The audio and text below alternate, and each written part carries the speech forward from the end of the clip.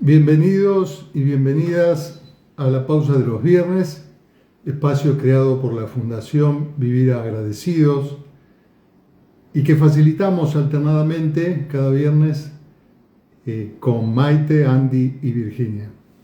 Es un verdadero placer estar aquí y, como ustedes ya saben, les traigo a este espacio algo que me apasiona y que es la propuesta de una escucha activa, consciente, una escucha esencial, como una manera de enriquecer nuestra vida de relación, nuestra escucha interior y la posibilidad de una escucha estética.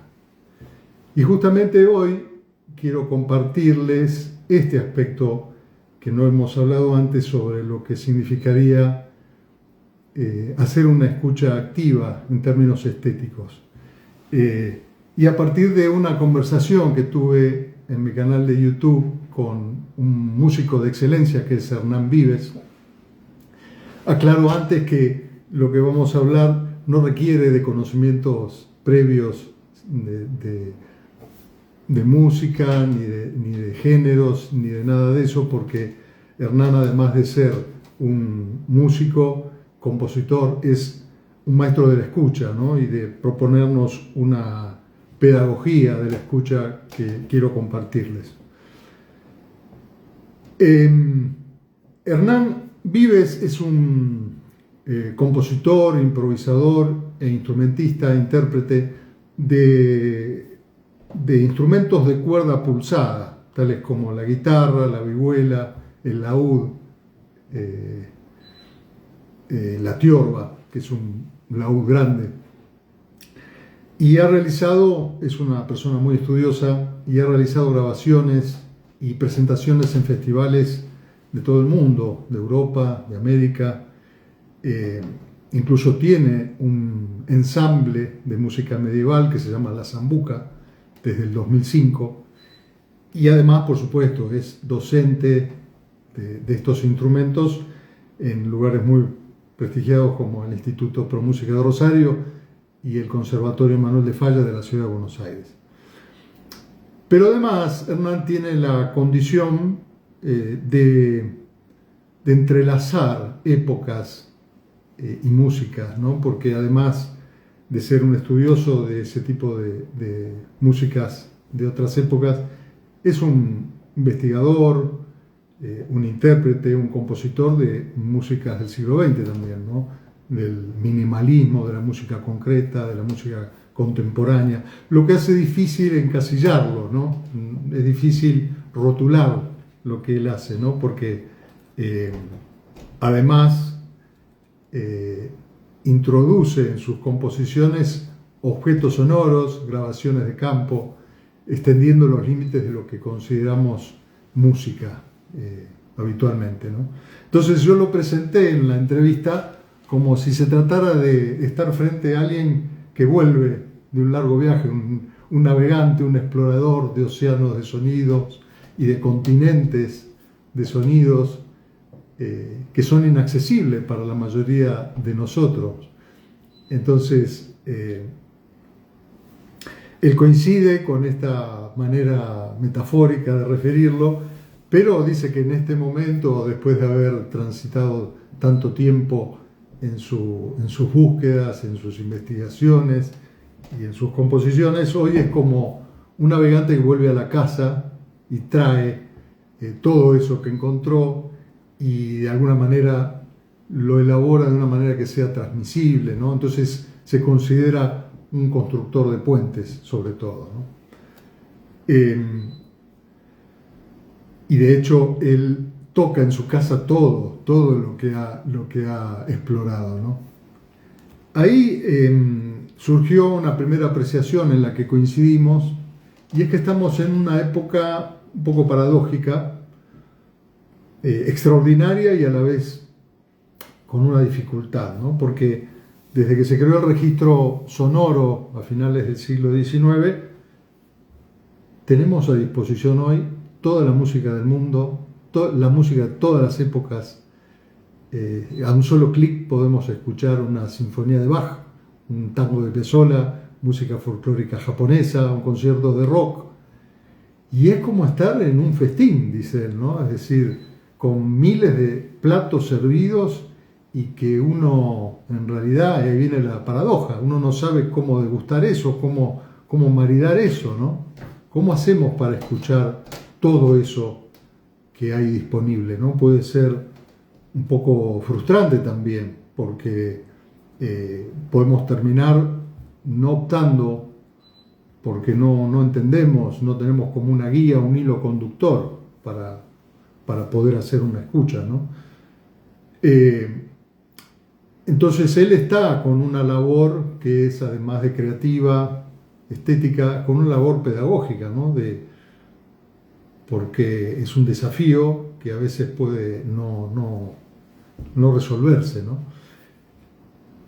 Y ahí también coincidimos con otra apreciación respecto de que en el mundo académico, en el mundo de la enseñanza musical, no hay una pedagogía de una escucha que fuera una escucha abierta, una escucha que enriqueciera más allá de lo específico que los músicos tienen que estudiar, ¿no? Los músicos hacen una música dirigida, basada en la audioperceptiva, basada en las particulares técnicas de su instrumento, basada en el género, en el estilo que tienen que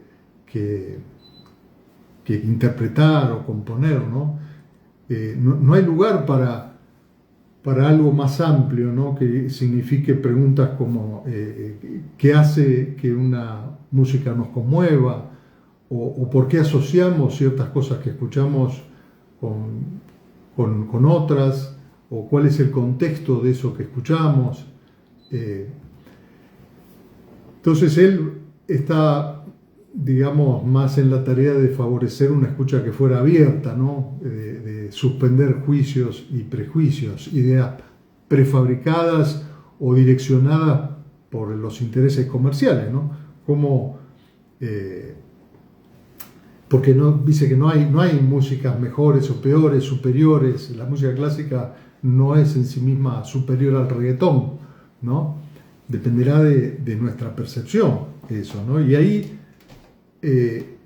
también hay un punto que es tratar de descubrir por nosotros mismos lo que la música transmite, ¿no? Yo creo, es una afirmación mía, una opinión, de que uno puede escuchar sin intermediarios.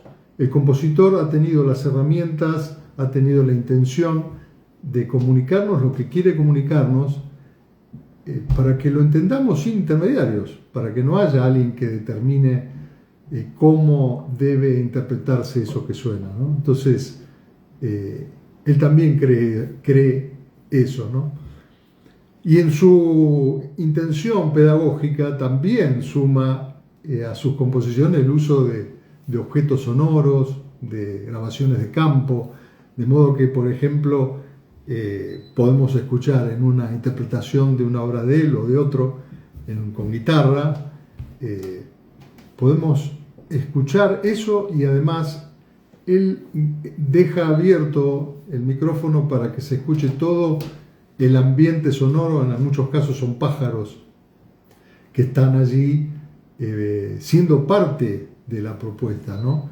Y eso requiere un redoblar de la atención, ¿no? Un desafío, casi como una provocación, que a veces es indigesta hasta los propios músicos, ¿no? Porque le dicen, che, pero eso habría que haberlo editado mejor, hacer una mezcla que no haya superposiciones. Y Hernán se planta en el hecho de que ese es el objeto sonoro, propone que eso sea lo que hay que apreciar y que bueno, que hay que flexibilizar ese gusto y ser permeable, ¿no? Ese diálogo de sonidos con sonidos, ¿no? Afirma que hay entonces, ese es el punto central, ¿no? Afirma que en realidad todo el mundo sonoro pudiera ser un objeto estético. Esa es su propuesta, ¿no?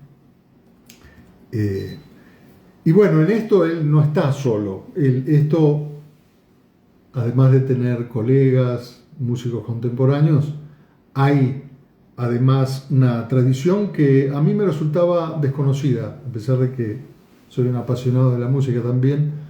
No sabía en qué estaba desde dónde estaba esta influencia que traía Hernán, que es de un movimiento musical de los años 60 en Brasil, de los cuales conocemos la mayoría seguramente que estamos acá, ciertos referentes icónicos, ¿no? Gilberto Gil, Caetano Veloso.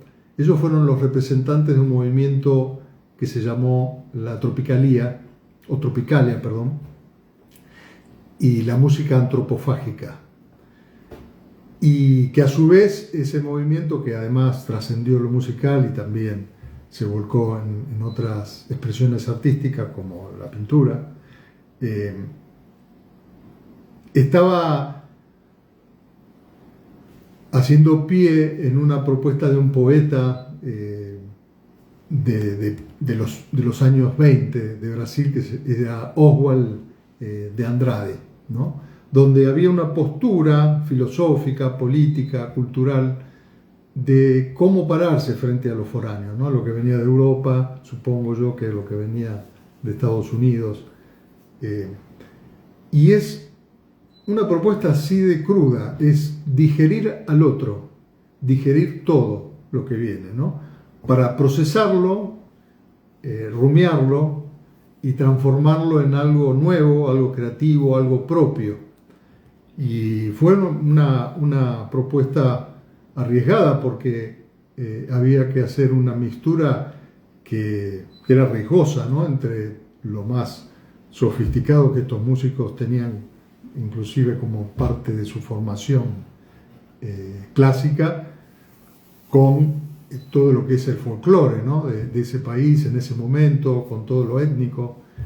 Y bueno, eso tuvo ecos en la industria discográfica y por eso pudo ser visibilizado y pudieron crecer, ¿no? En ese sentido, la difusión. Acá en la Argentina yo no sé, no lo he investigado y no he tratado de buscar algo y no he encontrado, porque parece haber habido ecos, por lo menos en la misma época, en los años 60, está todo el movimiento muy innovador del folclore argentino, ¿no? Y también la innovación de compositores clásicos como Alberto Ginastera, Waldo de los Ríos, que hacían esas mixturas que son hoy inclusive desafiantes para el oído, pero que son una belleza, ¿no? Entonces, Hernán, digamos, arma listas antropofágicas para desafiarnos en la escucha, ¿no? Son listas que están disponibles en su página web, una página web que él tiene, como Hernán Vives, en una plataforma que se llama Wix. Si ponen en Google Hernán Vives, lo va a remitir a esa plataforma y van a apreciar que tiene todo allí, todo su enorme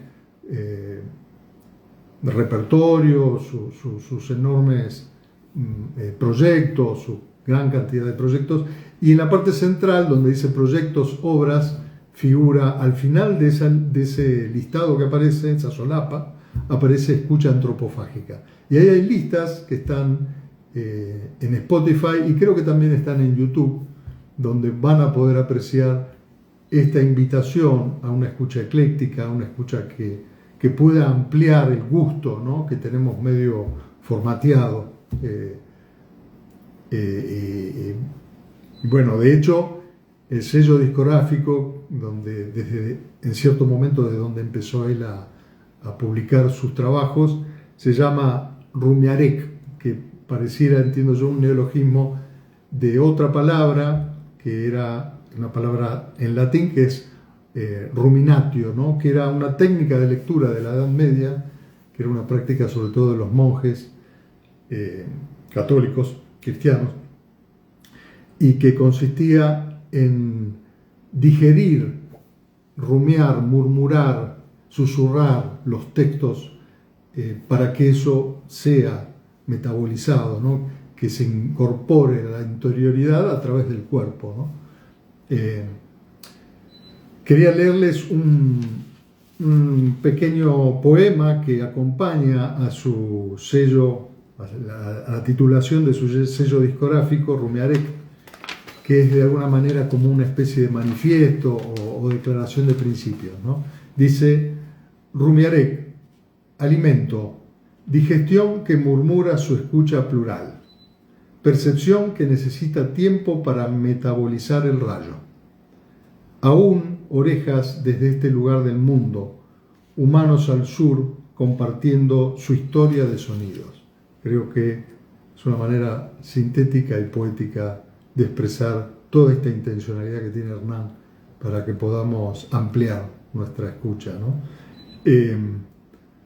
Por último, quería también hacer hincapié en que él además es un realizador audiovisual, ¿no? Donde, por ejemplo, en YouTube hay una serie de 15 cortos muy breves, pero todos bajo un mismo título que es De lo no medible. Y allí hay una articulación de textos de él, imágenes producidas por él y música, y que tienen para mí muchísima belleza y que sugiero que puedan ver y escuchar. Cerraría con una apreciación que él hace sobre la escucha verdadera, ¿no? Él dice que hay escucha verdadera cuando hay necesidad de comunicación y que eso está mayormente expresado cuando se hace desde las tripas, cuando se hace además desde el corazón, desde las tripas, ¿no? Es decir, esto, ¿no? De que sea realmente una predisposición completa a la escucha. Hasta acá mis conversaciones con Hernán, que pueden ver ya les conté, en mi canal de YouTube, y completa, es una conversación de más o menos 40-50 minutos, y quería que hagamos, como hacemos todos los viernes, una pequeña práctica que fuera una manera sintética y práctica de reflejar todo lo que les he compartido. Así que les propongo entonces cerrar los ojos un momento, revisar la posición del cuerpo, que esté cómoda, chequear brevemente cómo conviven en el cuerpo sensaciones agradables y no tan agradables, diferentes temperaturas.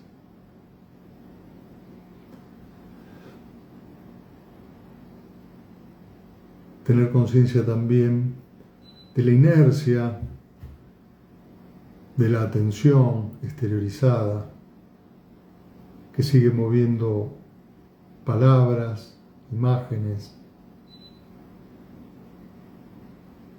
sensaciones, emociones, pero que en esta práctica de centramiento pudiera ser cada vez más fácil lograr adquirir una condición de interioridad. Siempre con la respiración como punto de referencia entre esa atención volcada hacia afuera y una atención que regresa a su fuente.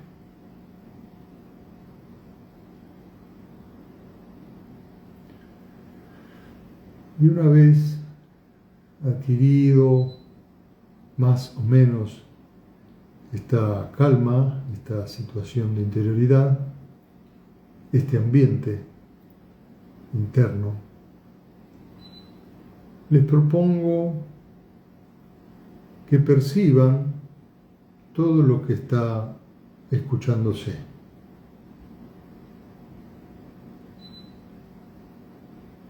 Sonidos lejanos, exteriores, que pueden ser agradables o no.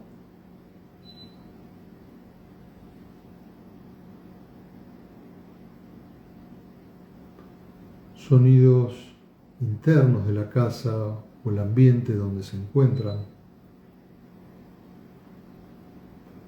que incluya hasta electrodomésticos que estén zumbando, o el goteo de una canilla, o algo que golpea en la ventana.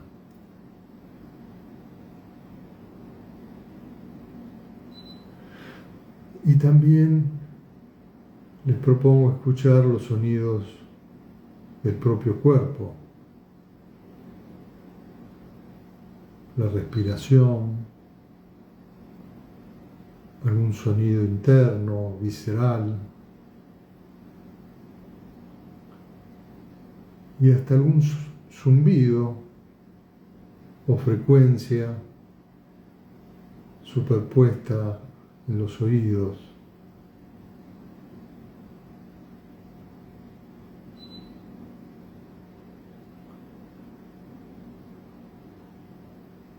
Y la invitación es ahora que escuchen todo eso junto, como si fuera un océano de sonidos.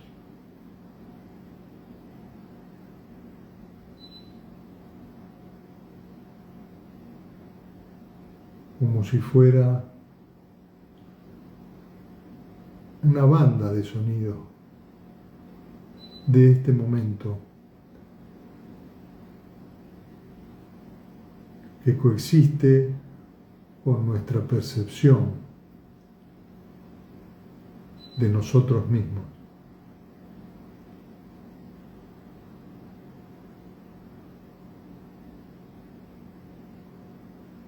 Y les propongo una última cosa para quedarme después un momento en silencio y que cada uno tenga esa experiencia, poder experimentar todo ese ambiente sonoro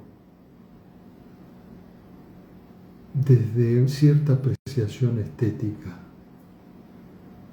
como si fuera música,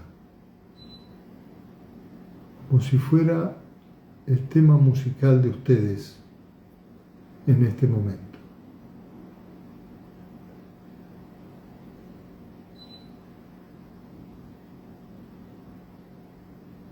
Aunque sea desagradable,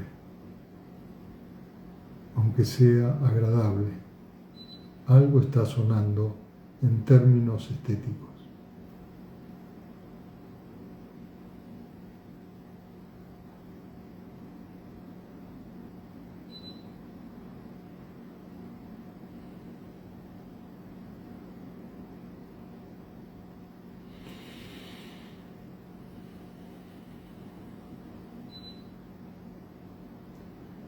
Y haciendo un último registro de esto, les invito a que volvamos a este espacio que compartimos.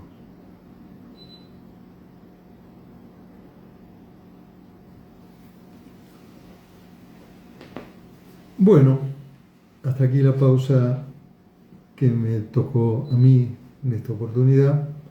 Los invito al próximo viernes, que no recuerdo quién va a estar de las tres, si Maite, Andy o Virginia, con alguna propuesta de reflexión que pueda servirnos para hacer una pausa en cada día. Un abrazo grande, dejo allí alguna referencia más en el Instagram y escucho impresiones, comentarios y nos vemos en la próxima pausa. Hasta siempre.